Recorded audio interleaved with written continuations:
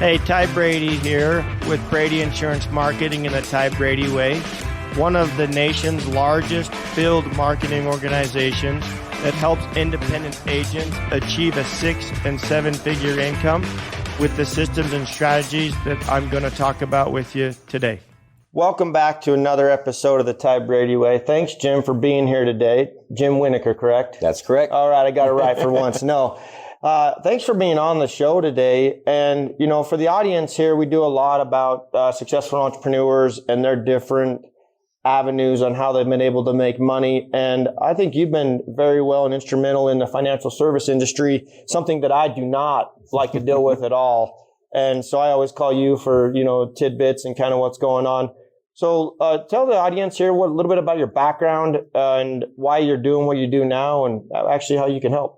No, well, thanks, Ty. I'm happy to be here. We've known each other for a while. Yeah. So what's pertinent, kind of the short story is, I don't know how to start. Well, you were a college athlete. I remember, you know, college athlete. Yeah. Yeah. Still are. That was so long ago. Yeah. Yeah. That's one of my hobbies. I still am actively playing lacrosse. Yeah. So what happened was, kind of how Ty and I met was, I'd been doing I'd been selling appliances up in Park City, and 2008 hit. Yes. And, that whole business just died completely. Prior to that, I had sold long-term care insurance a little bit. And I decided to get back into the insurance business. And my wife, unfortunately, qualified for disability. Mm-hmm. She had some health issues, and then qualified for Medicare. So when I found out how complicated that was, I basically went into Medicare, and that's how Ty and I met. And then what wound up happening from there was a lot of my clients were coming to me and asking, you know, I've got 401ks, or they were having retirement questions. Yeah. And simultaneously, I decided to leave the guys I was working with. Obviously, there was a little bit of a shakeup in my life, and I decided to go out independent. And that's where Ty and I met.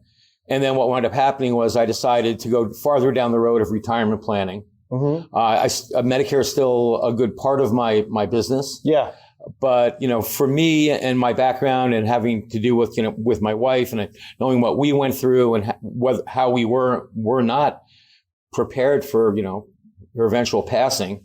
I find a lot of fulfillment in just helping people figure out, you know, how they're going to retire. Yeah. You know, there is a difference between preparing or, you know, like you're saving for retirement, and then actually how you actually take the money at retirement. There's a big strategy when it comes to that, right? There is. As a matter of fact, on my LinkedIn page for a while there, I had a mountaintop, and the caption was, more deaths occur in the down climb. So people that are climbing down from Mount Everest actually die more often than the ones going up. Wow, I didn't know that. So it's the same thing in retirement. You know, yes. We're taught all our lives to save as much money as possible, and we have this big giant, hopefully, nest egg, but nobody ever helps us or teaches us it's called de-accumulation, how to de-accumulate or spend our money. And, you know, my goal is to help you basically, in the short term, you know, how to run out of life before you run out of money. I think I read one time, and you can correct me if I'm wrong, that people's biggest fear when it comes to financial or retirement is running out of money. Is that correct? That absolutely is. I mean, they're afraid of just, can they make it?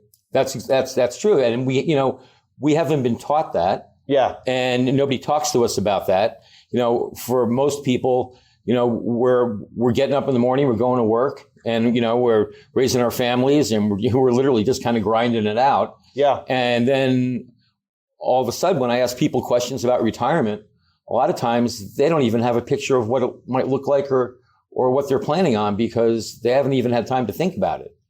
Do you have a story you can share on how you've been able to help a client here in the last little while? I know you help clients all day, every day with building for retirement, and also, you know, how to spend it during retirement years. I would think, you know, I have, you know, there's a number of stories, I guess, and not to get that's kind of proprietary stuff. But basically, in general, I've got the fulfilling part for me is that I've got people on a daily basis, maybe weekly, that are thanking me for their peace of mind. Yes. And that's literally, I have a little process, and it's called the PALM process, which is peace of mind process. Yeah. And that's exactly what my goal is, and so people are coming to me, especially with the market doing what it's been doing. And people just coming to me and going, thank you, because I'm worrying a little bit because of what the market's doing, but I've got confidence in you and I just don't have to worry. I've got someone that's going to be retiring in June. Yeah. And even with the market, and so, not once have they said to me, hey, do I need to work longer? And the answer is no. We're set up for all these eventualities. We know what's going on. We're still on track. The plan's the plan. And, when we will alter it if we need to, but no, you're retiring in June. Walk away. When people get to retire, I know when I talk to people, they may have a 401k. Do they have to move that? Or could they leave it where it's at? Or, is it advantageous for them to look at their options at that point? It's definitely advantageous if we're working together and we're putting together. If you're working with an advisor, and you're putting together a plan, then you would probably want that advisor to be able to take that portion and put it inside of your plan. Okay, but you can leave it where it is. So you talk about when there is no plan. Tell me what you say when there is no plan. When you fail to plan, what is that quote you always like to say? Oh, well, so your plan is no plan. Yeah, exactly. You have a plan, your plan's no plan. Yeah, that isn't a plan. Well, it evidently is. Yeah. People, you say that all the time, and I'm like, yeah, that's one of those things that always sticks with me. So, Jim, where do you see you taking this in the next, 5 years, or what's the game plan long term? For me and my business? Yeah. Or life, Oh, well, life? Well, all the above. It's kind of the same, Well, so on the fun side, hopefully my body will hang in there a few more years and I'll be able to continue to play lacrosse. One of the things that I like about, working for myself is that I set my own schedule. So when I have tournaments coming up and things like that, I don't have to ask anybody for time off. I don't have to schedule it a year ahead of time. Mm-hmm.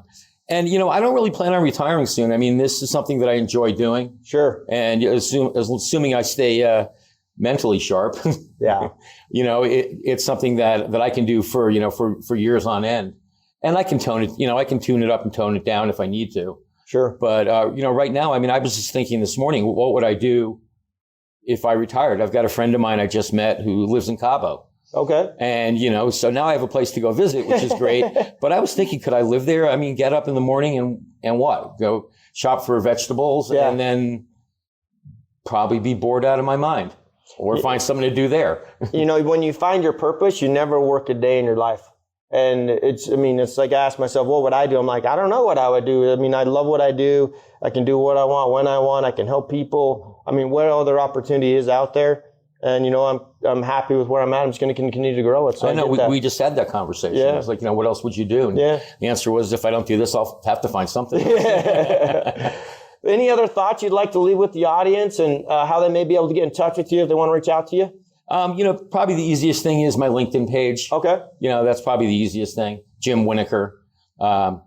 And other than that, I'm going to drop something anywhere. That's the easiest way to get in touch with me. Okay. Yeah. You can also, I think we'll connect with all the links that we have of you on my social media page so they can connect with you that way. Jim, I really appreciate being on the show today and giving a brief introduction of who you are. We'll have to have you back. Next time, kind of give some more details or a little bit more meat. I know on the financial service side, you're pretty limited on what you can say and can't say, and you got a lot more regulations than Medicare, right? Well, yeah. Actually, one of the topics you brought up about rolling your 401k is a big topic these days, and I don't want to get into that, but I brought it up. I know. I can say as long as I'm not making promises. As long as I'm not making promises and things like that. No, it's fine. But I'm more of a retirement planner than I am a money manager. I do manage money, but for me, that's only part of it. You need to put all the pieces of the puzzle together. So, well, why do you think people are afraid to meet with a financial planner? That's a question just popped in my head, and then we'll close this thing out. Well, it's interesting. Financial planners are, I think right behind used car salesmen as far as trust goes. I think it's that they're afraid they're going to be sold something. People don't want to be sold. Yeah. They want to buy.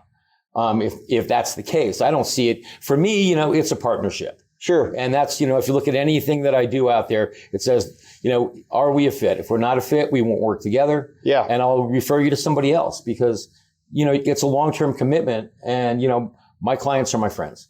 You have their best interests at heart. And so they have to have that relationship with you. They're going to have to, hey, Jim, what can we do here? What can we do there? Maybe they need to take a distribution or whatever the case may be to, they got a roof to repair. Who knows? Yeah. I mean, right? I always found it interesting, the whole fiduciary thing. I am a fiduciary. Yeah. And so I'm legally obliged to put you before me. But I always thought that it was crazy that we had to legislate that. You would think that it'd come naturally, You right? would think. Yeah. Well, Jim, thanks again for being on the show today. And always share, like, and subscribe. And we'll catch you on the next one. Thanks. Thank you for listening to another episode of the Ty Brady Way. As always, share, like, and subscribe. Go to Instagram at ty.r.brady. And as always, love hearing from you. And let me know what you want to learn on the show or what you'd like me to bring up on the show. Thanks. You can find the Ty Brady Way on Instagram as well as Facebook. To stay connected with giveaways and Ty himself, go ahead and follow at ty.r.brady on Instagram as well as Facebook. This podcast was recorded, edited, and produced by Whitney Face Media Marketing. And the theme music is an excerpt from Hot Chicken of the Woods by Isaac Joel.